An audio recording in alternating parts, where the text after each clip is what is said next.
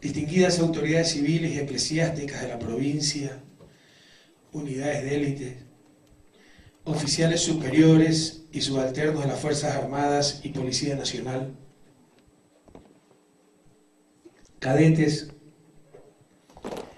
personal de tropa, representantes de los medios de comunicación social, queridos compatriotas. Nuestra profesión de vida se construye desde la paz. No hacemos apología de la guerra. Nuestra revolución es profundamente humanista y repudia la violencia. Pero la patria se construye desde la memoria. Por ello, enaltecemos con saludable patriotismo a nuestros héroes, que en Ecuador han sido innumerables, gente hermosa y altiva, que ha participado en las causas más nobles, que ha ofrendado su vida por el bien común. Hace pocos días, el 22 de febrero, se conmemoró el Día del Héroe Nacional, recordando a los soldados que en el CENEPA ofrendaron su vida por la patria en 1995. Hace 180 años, en este portete de Tarqui, se peleó una batalla en condiciones de desigualdad de fuerzas, por la soberanía, por la dignidad de una patria en nacimiento, en contra de intereses que a esas alturas de la historia tenían que ver con ambiciones expansionistas, que querían aprovecharse de circunstancias de crisis para apropiarse de grandes territorios, bienes y recursos. La presencia victoriosa del mariscal Antonio José de Sucre en Tarqui es parte sustancial de nuestra memoria cívica. La mejor forma de recordar a Sucre, de honrar su herencia de libertad, es seguir su ejemplo, es abrazar el ideal de patria grande, es entender que por encima de todo, Sucre, igual que Miranda, Bolívar, O'Higgins, Artigas, Hidalgo, San Martín, concibieron una Latinoamérica unida, dueña de recursos inmensos, incalculables, capaz de propiciar la felicidad de todos sus hijos, capaz de brillar con luz propia entre las naciones del mundo. La mejor forma de recordar a Sucre es saber que esa unidad, que esa gran nación de naciones, Latinoamérica, existe en el corazón de millones, nos define, nos pertenece, nos identifica en el mundo. La mejor forma de recordar a Sucre es conservar nuestras particularidades, que aportan y vuelven más rica y diversa, más poderosa y grande a Latinoamérica toda. El triunfo de Tarqui nos pertenece a los ecuatorianos, como la gloria del inmenso mariscal, no solo de Ayacucho, mariscal de América, Antonio José de Sucre. Tarqui está en el alma de nuestros soldados, los granaderos de Tarqui, que con su uniforme tradicional y bajo el lema de lealtad hasta el sacrificio, tienen bajo su responsabilidad permanente la seguridad del Palacio de Gobierno. El acta de nacimiento de nuestras Fuerzas Armadas se rubricó gloriosamente en Tarqui, un año antes del nacimiento institucional de la República del Ecuador en la Asamblea de Riobamba de mayo de 1830. Pero la patria palpitaba ya en el espíritu de Espejo, Mejía y Olmedo. La patria latía en la gesta del 10 de agosto de 1809 y se bautizaba con la sangre de los mártires del 2 de agosto de 1810. La patria renacía el 9 de octubre de 1820 en Guayaquil. La patria se llenaba de gloria en Pichincha en 1822 y volvía a nacer en cada gesta local, en cada batalla por la independencia, por la soberanía y por la paz. Sucre y Bolívar fueron para sus enemigos una sola persona. Quienes mataron a Sucre no sabían que al privar a Bolívar de su sucesor solo lograban duplicar su gloria y hacerlos a cada uno de ellos doblemente inmortales. Pero hay que estar muy claros en algo. Los asesinos de Sucre en Berruecos siguen allí.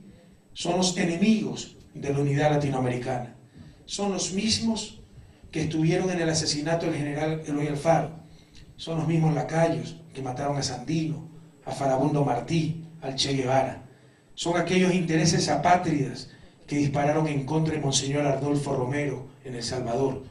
Son los que en nombre de la supuesta libertad de comercio, libertad de mercado, han matado de hambre a cientos de miles de niños, mujeres y ancianos en nuestro continente.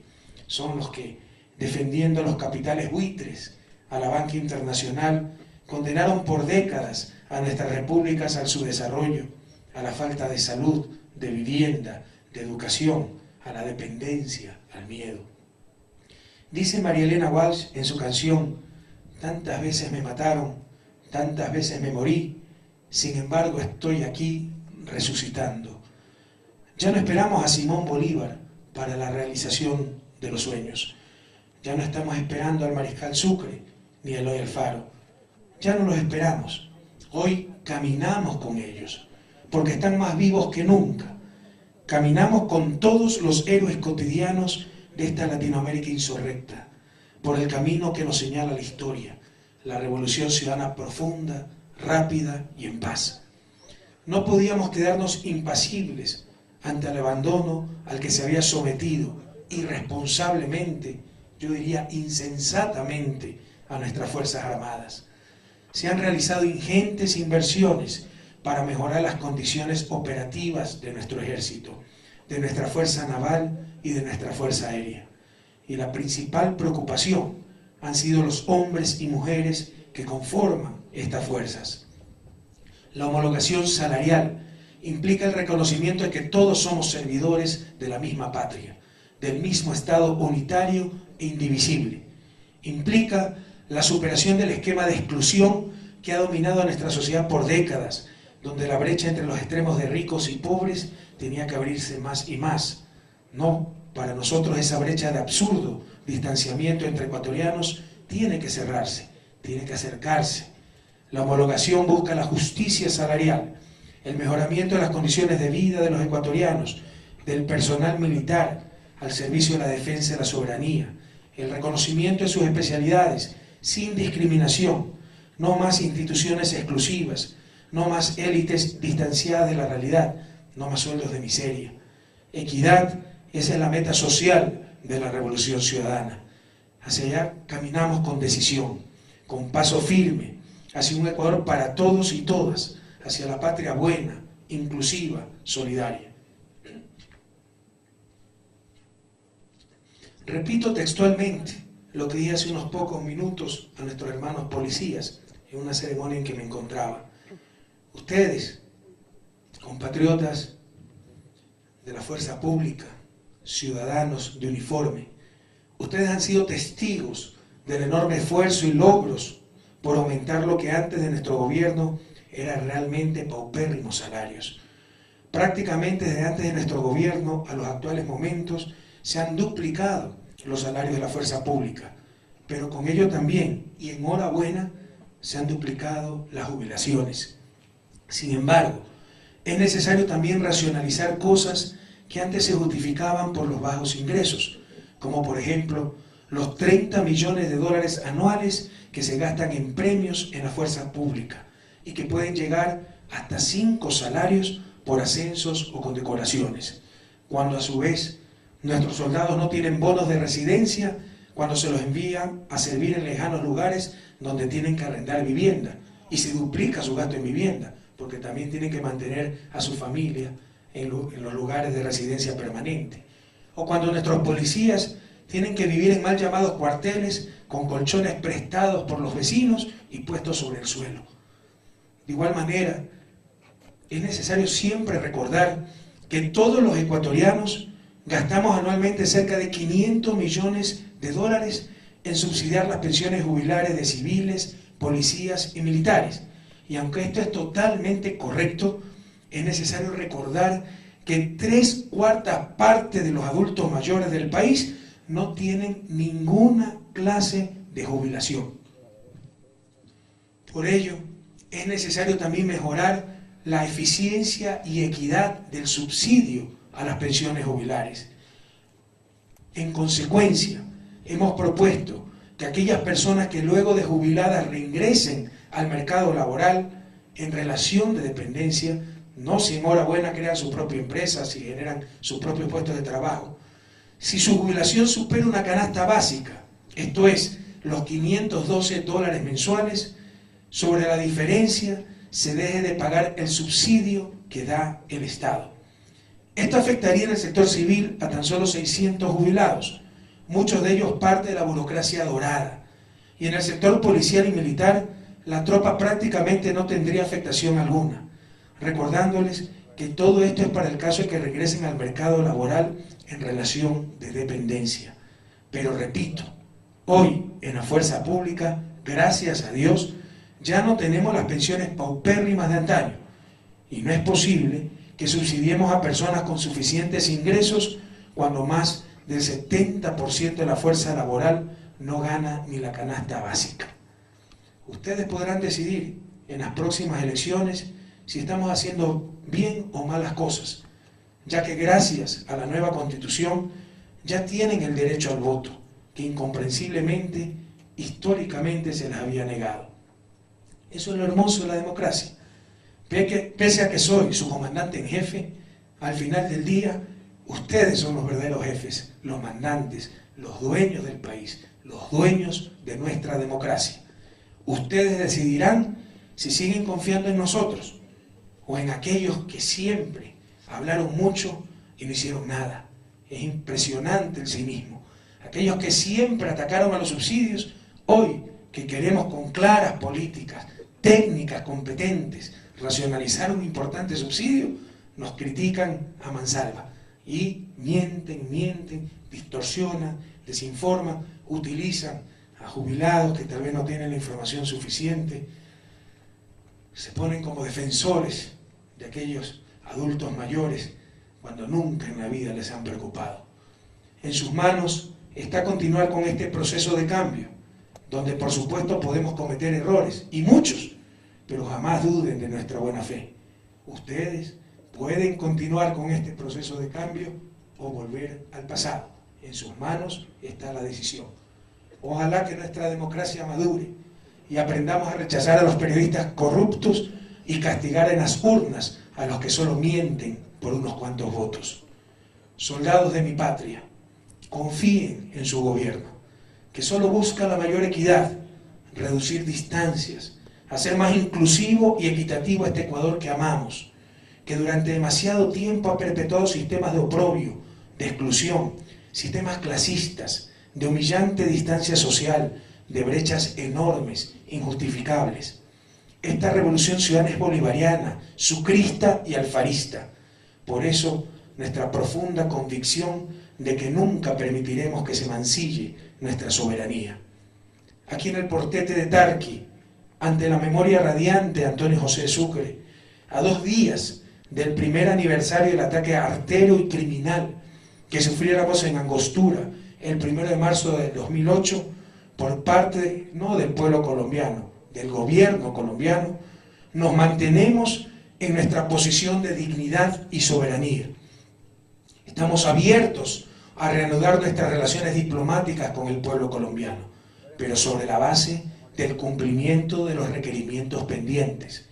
Debe comprometerse la presencia efectiva de la fuerza pública colombiana en la zona fronteriza, a fin de que disminuyan los efectos negativos que el conflicto genera en nuestro país, especialmente la escalada de violencia, inseguridad en la frontera y el gran flujo de desplazados y refugiados.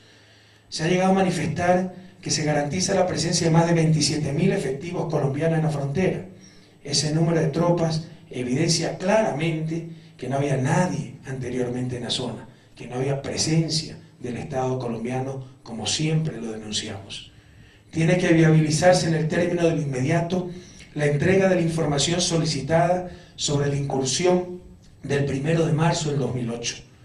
Debe hacerse efectiva la entrega de información sobre las supuestas computadoras encontradas en Angostura y desestimar el informe incoherente y controvertido del señor Ronald Nobel de la Interpol, que se ha prestado a avalar pruebas como las copias de discos duros como que si fueran evidencias.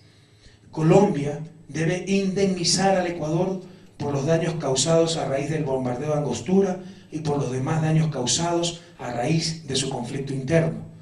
Tienen que reconocerse los efectos negativos del conflicto colombiano en nuestro país, que ya es víctima de ecuatorianos desplazados o ya tiene desplazados internos, en otras palabras. E incluso es víctima de la ocupación en la frontera de grupos irregulares como las Autodefensas Unidas de Colombia. No vamos a permitir que se siga con la campaña de desprestigio, de pretender vincular al Ecuador, a sus autoridades, a su gobierno con la FARC. Campaña que cuenta lamentablemente con la complicidad de periodistas nacionales corruptos y de una oposición desesperada, dispuesta a cualquier cosa por desprestigiar al gobierno, y que tratan de inventar un supuesto caso de narcopolítica, porque resulta que un subsecretario que ejerció hasta el 7 de mayo del 2007, 2 años después, resultó amigo de acusados de narcotráfico. Y a eso le llaman narcopolítica. Vaya ridículo. Es absolutamente necesario que Colombia modifique su política interna que afecta negativamente al Ecuador, como la ejecución del Plan Colombia y del Plan Patriota, o bien que tome medidas efectivas para que dichas políticas no causen efectos negativos en nuestro país. Nosotros enfrentamos la visión guerrerista con acciones efectivas que garantizan la paz a través del desarrollo humano y del fortalecimiento de la presencia del Estado en la zona, contrario a la lógica de la seguridad con represión y terror. Por ello, tiene que reconocerse la política que hemos venido desarrollando para dar tratamiento eficaz a la problemática de la frontera norte con un enorme despliegue de recursos y acciones.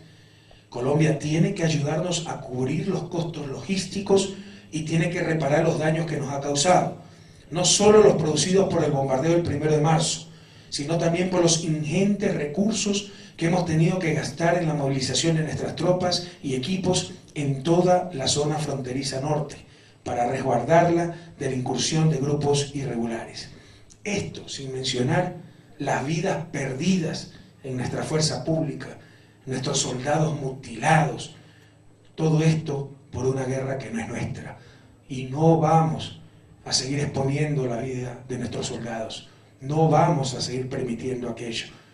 Ojalá que lleguen lo más pronto posible esos aviones Super Tucano, para que con adecuados sistemas de información, si una patrulla ecuatoriana es atacada, del lado ecuatoriano, del lado colombiano, inmediatamente puedan intervenir esos aviones Super Tucano para darle protección a nuestros soldados. Primero, la vida, la integridad física de nuestros soldados y policías. Fieles a nuestros principios humanitarios, solidarios, brindamos atención especial a los refugiados, cumpliendo con la aplicación de instrumentos internacionales. Somos pioneros en el reconocimiento de la condición de refugiados a las víctimas de violencia por causa de género, fumigaciones, violaciones graves a los derechos de los desplazados que tienen lugar en el lado colombiano. Recibimos una demanda mensual promedio de 1.071 solicitudes de refugio, de las cuales el 98% son de ciudadanos colombianos.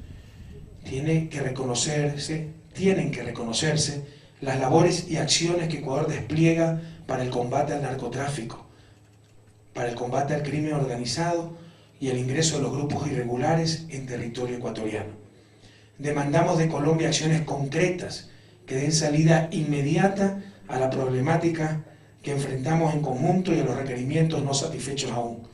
No solo que se militarice su frontera, ya que este hecho aislado puede ser perjudicial para el Ecuador y poco efectivo incluso para los fines de Colombia, sino que se desarrollen acciones sistémicas que fortalezcan la débil o nula presencia del Estado colombiano en buena parte de su frontera sur. Queridas compañeras, queridos compañeros, soldados de mi patria, hoy libramos nuevas y grandes batallas. Batallas contra la ignorancia, contra el retraso, contra los fundamentalismos, contra la mala fe, contra la irresponsabilidad, contra la insensatez. Los estados más avanzados en cuanto a beneficios sociales, de mayor nivel educativo, con mejores sistemas de salud, como Canadá, o más cercanos a nuestra realidad, como el propio Cuba, han fundamentado buena parte de su capacidad de atender a la población en los beneficios económicos de la minería responsable, de la minería solidaria, asumida como una tarea comunitaria, plausible, necesaria, cuyos efectos sobre el medio ambiente se pueden y deben minimizar al máximo con la aplicación de sistemas y tecnologías apropiados. Cuando llegaba a esta reunión escuché gritos: defendemos el agua, nosotros también. Y por eso hemos creado la Secretaría Nacional del Agua, y por primera vez en la historia el Ecuador tiene un Plan Nacional del Agua. Pero no me pidan que como académico, como presidente, suscriba absurdos sin ningún sustento, tonterías, fundamentalismos, radicalismos intrascendentes de que para proteger el agua debemos prohibir la minería. ¿En qué país del mundo se ve esto? Venceremos a esos fundamentalistas irresponsables que dicen defender el bien común y solo defienden sus propios mitos y sus propias necedades. Los venceremos una vez más en las urnas, y los venceremos con la convicción de los que solo buscamos el bien común de nuestra patria. Es un reto digno de la inteligencia humana, del ser humano organizado en sociedades de bienestar, de democracia, de equidad, el hacer minería responsable, el asumir el control de una actividad que de todos modos es indispensable, que antes ciertamente estuvo librada a la pura codicia, a la anarquía de la fiebre de la avaricia. Sí, con consecuencias muchas veces devastadoras para la naturaleza y para las mismas comunidades que se dejaron atropellar por esas fiebres de codicia. Nos impulsa saber que podemos tener al alcance de la mano buena parte de la solución económica para los problemas básicos de la sociedad ecuatoriana, para atender las necesidades de su población en educación, salud y vivienda. La minería, manejada correctamente, como lo establece, lo ordena la nueva Constitución del Estado, reservada a la exclusiva potestad y dominio del Estado, la minería así concebida le va a dar al pueblo ecuatoriano, a todas y todos, un mejor nivel de vida. El gobierno de la Revolución Ciudadana, en el marco constitucional que hoy, gracias a Dios, nos rige, sabrá conducir la actividad minera hacia el beneficio de las grandes mayorías, hacia el bien común. Ecuatorianas, ecuatorianos, que no nos quepa la menor duda de que esto es y será así. Y no caigamos en las manos de los insensatos de siempre, que no se representan ni ellos mismos. Gran parte de esta culpa la tienen dirigentes irresponsables que hoy son candidatos, como siempre, ¿verdad? Dicen cualquier cosa para buscar unos cuantos votos. ¡Qué mediocridad! Pero también tienen la culpa ciertos compañeros que se dejan engañar por cualquier farsante. Y les insisto, al final del día no representan sino a sus propios mitos, a sus propias necesidades, a sus propios fundamentalismos. Que no se nos trate de manipular con mentiras. La ley minera, tal como ha sido aprobada, ofrece un marco más que razonable, un marco responsable, viable, sustentable, de beneficio de los recursos minerales del subsuelo, propiedad de todos los ecuatorianos. Dicho sea de paso, en esa misma ley se da prioridad al agua explícitamente. Si un proyecto minero afecta fuentes de agua, tendrá que ser suspendido. Pero así son las mentiras que se manejan, ¿verdad? O como la otra mentira, que se pide solo 5% de regalía. La ley claramente dice, se exigirá al menos el 5% de la regalía. Pero esa es la mejor forma de mostrar la sinrazón, la falta de argumentos, cuando se tiene que mentir, mentir y mentir. La ley deja buen recaudo del agua, explícitamente.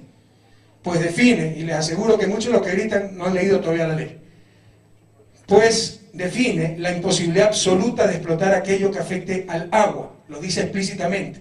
Se está mintiendo cuando se dice que con la minería se afectará el agua. Es una falacia, es una mentira. Pero en este país no hemos acostumbrado a escuchar cualquier barbaridad, ¿verdad? Cuya prioridad de uso otorga al ser humano la primera prioridad, a las comunidades, a la actividad de sustento agrícola, a la alimentación. No nos dejemos confundir, queridos compatriotas. Confíen en su gobierno. La Revolución Ciudadana busca el bien común. Nunca haremos algo deliberado en contra del interés de la patria, en contra de nuestra gente, nuestras comunidades, nuestro pueblo.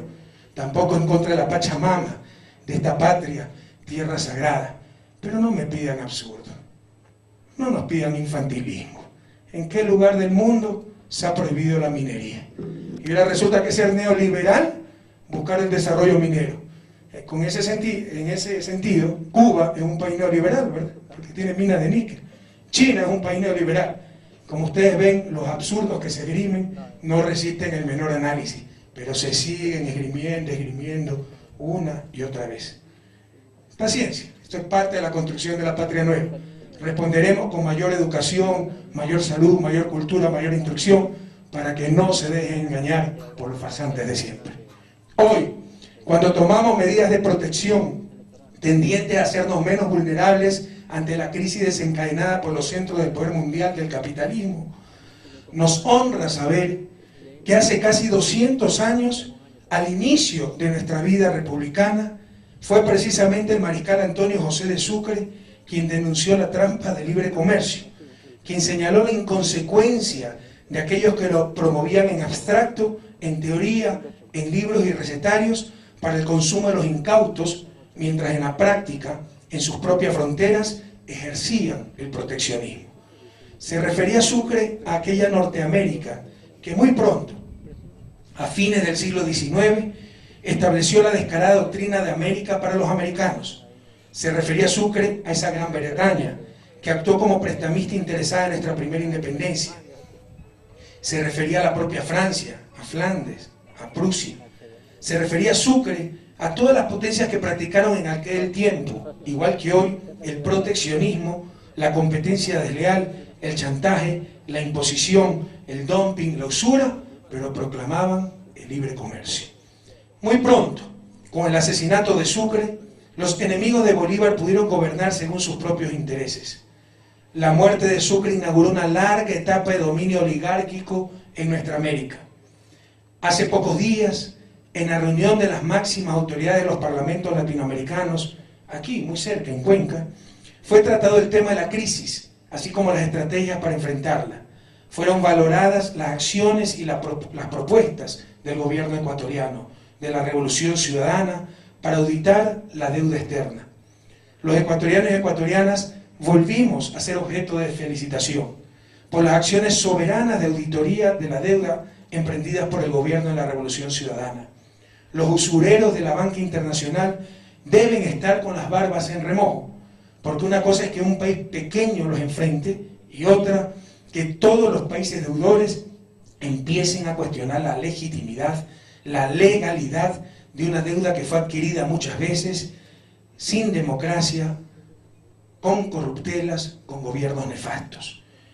Debe quitarles el sueño, ver que países y regiones enteras empiezan a realizar auditorías de esa deuda que fue muchas veces redimida, negociada y renegociada por tecnócratas y genios de alquiler que actuaron de manera obsecuente, corrupta, renunciando a la dignidad y al decoro nacional, renunciando a todo derecho, a todo reclamo, renunciando incluso a la elemental retribución por eventuales pagos excesivos originados en errores de cálculo.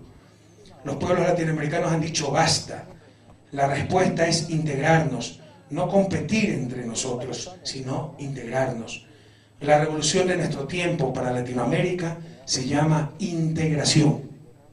Esta revolución honra el ejemplo de lealtad, de integridad, de civismo, de desinterés, de patriotismo del vencedor de Pichincha, del gran mariscal de Ayacucho, del Abel de América, del gran Cumanés, el más valioso y leal amigo del Libertador, de ese caballero de la libertad que fue Antonio José de Sucre y Alcalá.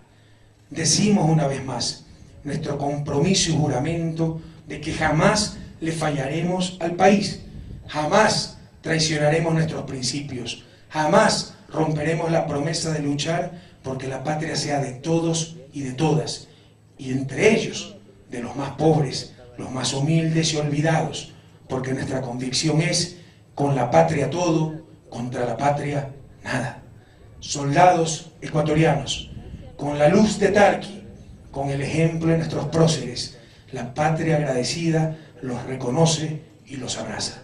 Hasta la victoria siempre.